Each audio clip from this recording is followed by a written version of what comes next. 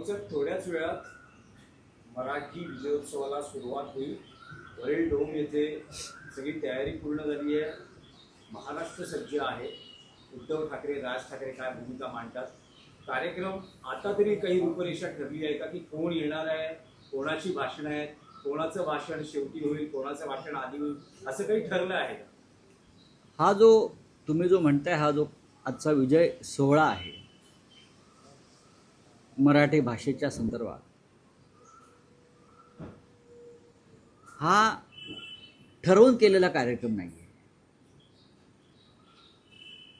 आम्ही संघर्ष केला, सरकारने माघार घेतली आणि त्या विराट मोर्चाचं रूपांतर आता विजय मेळाव्यात होत आहे.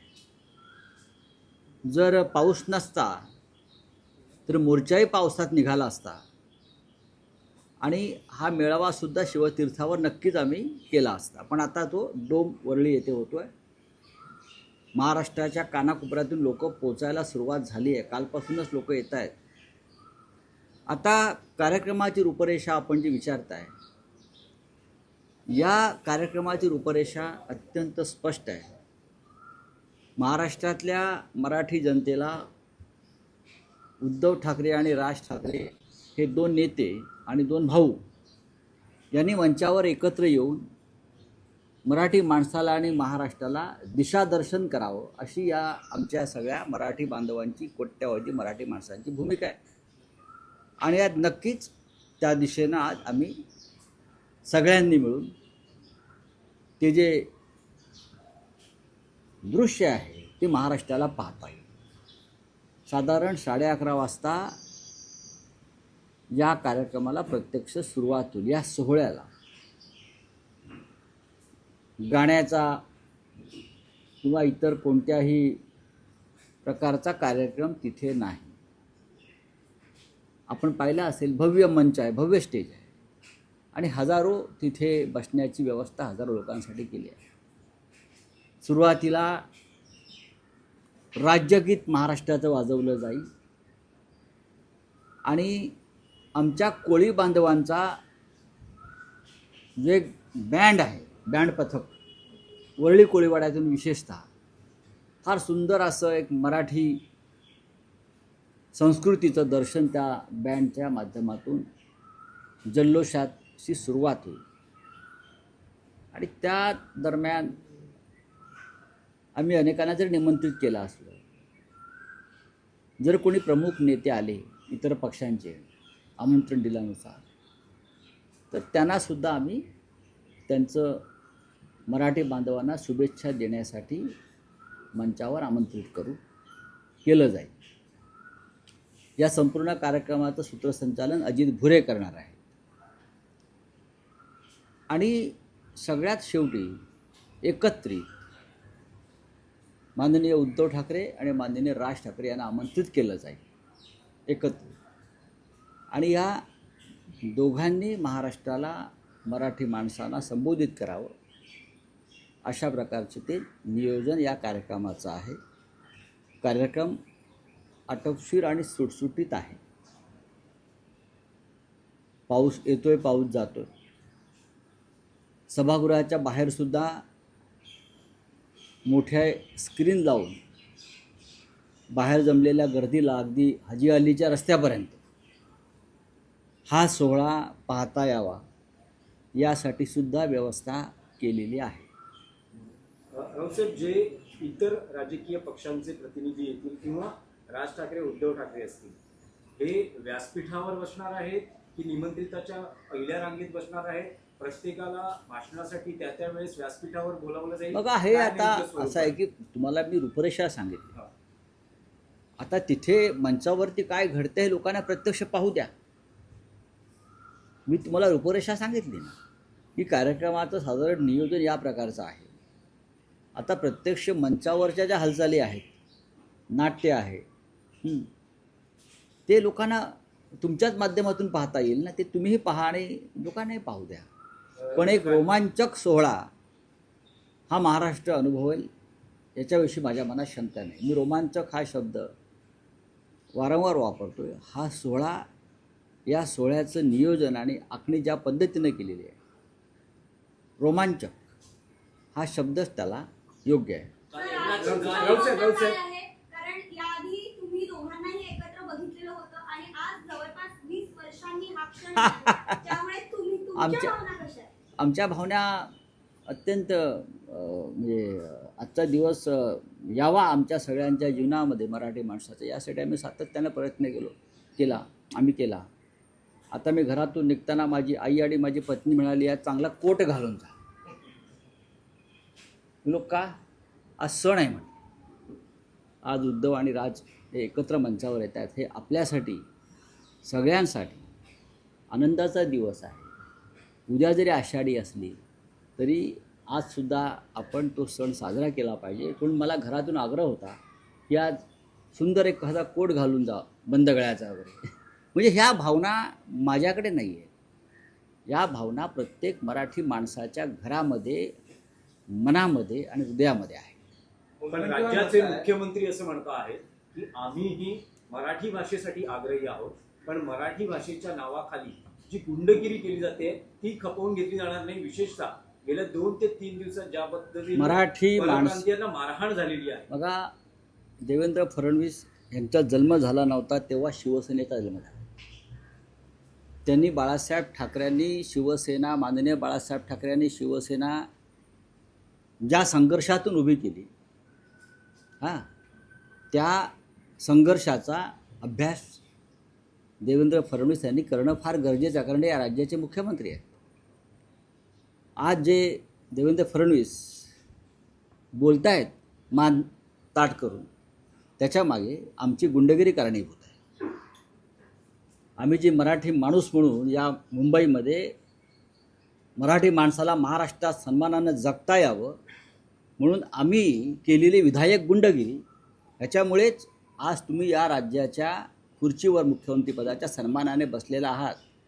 आम्ही शिवसैनिकांनी मराठीचा अपमान कधी होऊ दिला नाही. प्रसंगी आम्ही संघर्ष केला. आमच्या शिवसैनिकांनी तेव्हाच्या तुरुंगवास भोगला. आमच्यावर गुंडगिरीचे शिक्के मारले गेले,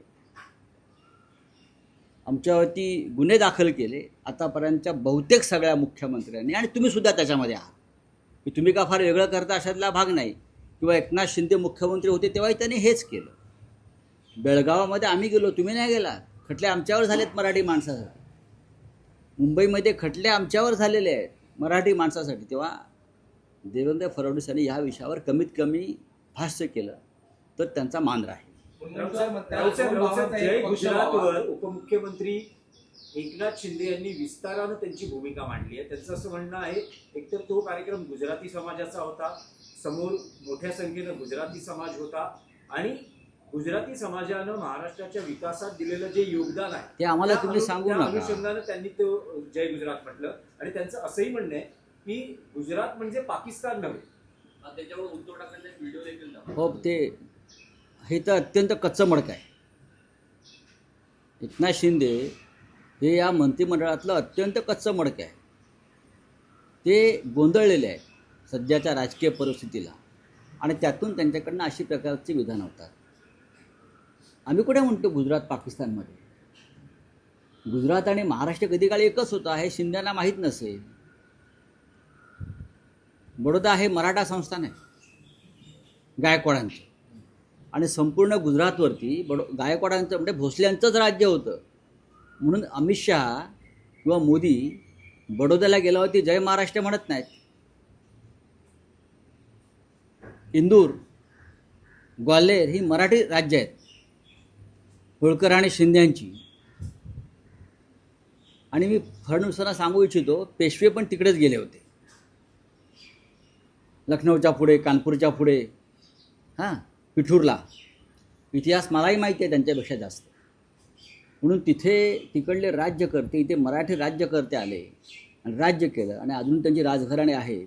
म्हणून योगी आदित्यनाथ हे तिथे जय महाराष्ट्र म्हणत नाहीत, ते जय उत्तर प्रदेशच म्हणतील. तेव्हा उगाचं सारवासारव करू नका. आणि महाराष्ट्राला जे अपमानित करण्याचा प्रयत्न आपण करताय, खरं म्हणजे फडणवीसच शिंदेना अडचणीमध्ये आणतायत, उत्तेजन देत आहेत. तुम्ही वारंवार अशा भूमिका घ्या, हे फडणवीस त्यांना अडचणीमध्ये आणतायत. गुजरातच्या आमच्या बांधवांनी महाराष्ट्रामध्ये विकास कामं केली, मग पैसे नाही का कमवले, संपत्ती नाही का कमवली, उपकार करतात का? पारशी समाजानं पण केलं इथे योगदान. सगळ्यात जास्त योगदान मुंबईच्या उभारणीमध्ये पारशी समाजाचं आहे, मराठी माणसानं नाही केलं वाटतं. तुम्ही असं बोलून मराठी माणसाचा अपमान करताय मिस्टर शिंदे. ही मुंबई मराठी मजुरांच्या, श्रमिकांच्या, गिरणी कामगारांच्या घामातून आणि रक्तातून निर्माण झालेली आहे. या शेटजींच्या पैशातून नाही निर्माण झाली. एकनाथ शिंदेने सगळ्यात आधी माफी मागायला पाहिजे आणि एकनाथ शिंदेची तरफदारी केल्याबद्दल आणि महाराष्ट्राचा अपमान केल्याबद्दल फडणवीस यांनी सुद्धा माफी मागायला पाहिजे. आम्हाला नका शिकवू. तुम्ही इथेच पैसे कमावताय ना, संपत्ती इथेच निर्माण करताय आणि त्या संपत्तीतून इकडे तिकडे थोड्या रकमेने एखादा हॉल बांधला, एखादं काय मैदान बांधलं तर तुम्ही आम्हाला दादागिरी करून दाखवता आणि ते सुद्धा शिंदेच्या जीवावर. काय होय, आम्ही गुंड आहोत त्या बाबतीत. मग पण फडणवीसांनी एक आठवणही करून दिलेली आहे. शरद पवार यांनी चिकोडीतल्या एका मेळाव्यात, कुठल्या चिकोडी चिकोडी कुठे आहे? तिथे जय कर्नाटक असं म्हटलं. चिकोडी कुठे आहे? महाराष्ट्रात नाही ना. मग तुमच्या चंद्रकांत पाटलांनी तर तिथे कर्नाटक गीतच गायलं होतं ना बेळगावात जाऊन. तुम्ही जेवढं बोला तेवढं अडचणीत याल. शांत रहा. बोले आपका क्या है भाई? आज का दिन ऐतिहासिक होने वाला है। उद्धव ठाकरे याद से एक साथ आने वाले एक ही मतलब क्या होने वाला? देखिए, हमारी भावना तो बहुत ही मीठी है. हमारे लिए ये त्यौहार है, महाराष्ट्र के लिए त्यौहार है कि ठाकरे परिवार के दो प्रमुख नेता जो राजनीति के कारण अलग हो गए थे, वो 20 साल के बाद एक मंच साझा कर रहे हैं. ये हमारी सबकी इच्छा रही हमेशा कि ये सब एक साथ आकर जो महाराष्ट्र के दुश्मन है, मराठी मानुष के दुश्मन है, उनके खिलाफ ताकत से हमको लड़ाई करनी चाहिए. आज उद्धव और राज ठाकरे जी एक साथ आकर ज़रूर महाराष्ट्र को और मराठी मानुष को एक दिशा देंगे और एक ललकारी भी देंगे और हम सब खुश हैं. सर, जिस तरीके से एकनाथ शिंदे ने अमित शाह के लिए शायरी पढ़ी, शायरी के बाद जय गुजरात में नारा दिया, कैसे देखते हैं इसको आप? देखो, एकनाथ शिंदे मुशायरा भी कर सकते हैं. अभी वो आजकल तो वो अमित शाह जी के लिए मुशायरा भी कर सकते हैं, मुजरा भी कर सकते. मुजरा तो चल रहा है आजकल उनका. तो शायरी तो किसी ने लिखी देती है, शायरी पढ़ लेते हैं हम. मैं उनको पहचानता हूँ. वो एक मराठी कविता भी नहीं पढ़ सकते.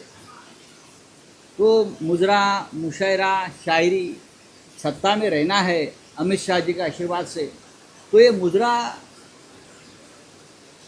करना पड़ेगा. तो क्या है, करने दो. माफी मांगना चाहिए आपको लगता है? महाराष्ट्र में देखो, गुजरात इस देश का हिस्सा है. गुजरात हमारा भाई है, हमारा जुड़वा भाई है. गुजराती भाई हमारे भाई है गुजराती लोग. लेकिन महाराष्ट्र में आपको जय महाराष्ट्र के बाद कोई और जय की बात नहीं करनी चाहिए. ये परंपरा है. और मैं ये कहूँगा कि शिंदे बोलते हैं कि ये गुजराती जो हमारे भाई है, उन्हें कुछ पुणे में कुछ काम किया, उसके लिए मैंने जय गुजरात बोला. मेरे सामने गुजराती लोग थे. अब बड़ौदा में तो सब मराठी लोग हैं, सूरत में मराठी लोग हैं. तो क्या मोदी और शाह वहाँ जाकर कार्यक्रम में जय महाराष्ट्र बोलते हैं क्या? ग्वालियर और इंदौर में तो मराठी राजा रहे हैं और आज भी है. तो वहाँ जाकर वहाँ के मुख्यमंत्री जय महाराष्ट्र बोलेंगे? नहीं बोलेंगे. तो आपको क्या ज़रूरत है? तो आपका जो मुजरा चल रहा है ना अमित शाह जी के सामने, ये मुजरा है और मुजरा करते रहो. Thank you. राऊत साहेब, केडी अचानक कुठून आला? हेडलाईन